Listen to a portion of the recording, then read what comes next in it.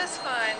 It's inspiring to see all of Kuya Germs' work and his years. It was remarkable. It was different na knowing Kuya Germs na madami ka talagang expect sa kanya from sa lahat ng mga pinasikat niya. You know? So it was really nice to remember.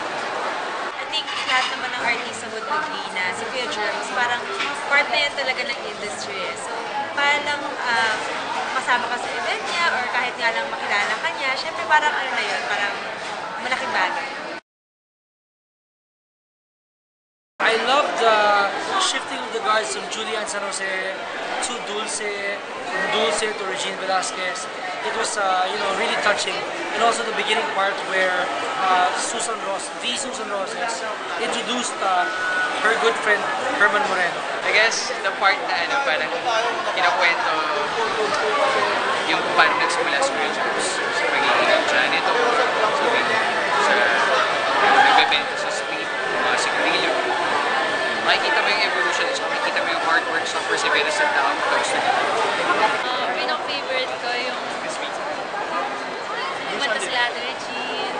Tapos syempre yung last part kasi ayun sila Melita Morales.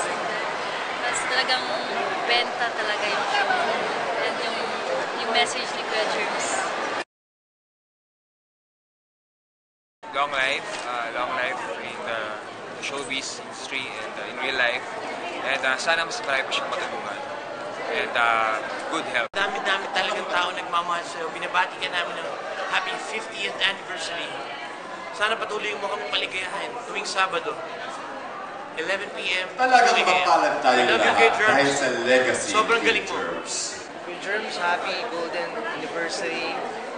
Showbiz, sana lalo pa kayo magtagal para mas lalo pa kayo maraming tao at artista matulungan.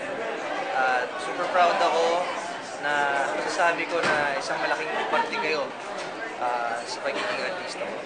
Kuya Germs, 50th anniversary mo ngayon. Happy anniversary. Alam ko matadagdagan pa ito ng another 50 years. Siyempre, malakas ka pa rin na. We love you, Kuya Germs. I respect you so much. God bless you. Kuya Germs, happy 50th anniversary to you. We will never forget lahat ng words of wisdom at pangaral mo sa amin.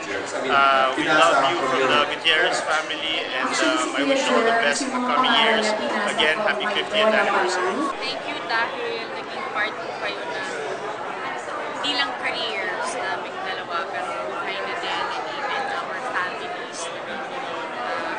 Naging malapit na sa puso namin, ng pamilya namin sa Kuya Germs. Kaya maraming salamat because Kuya Germs continue to teach us lessons hindi lang sa trabaho, but pagdating na rin sa totoong pagkatao namin. Salamat na. Yeah, Kuya Germs, thank you for always being there. Not just for me and for the family and sa lahat ng artists, kundi for being there for the business. Kumbaga, isa po kayo sa mga haligi ng show business. And walang makakatapat sa ginawa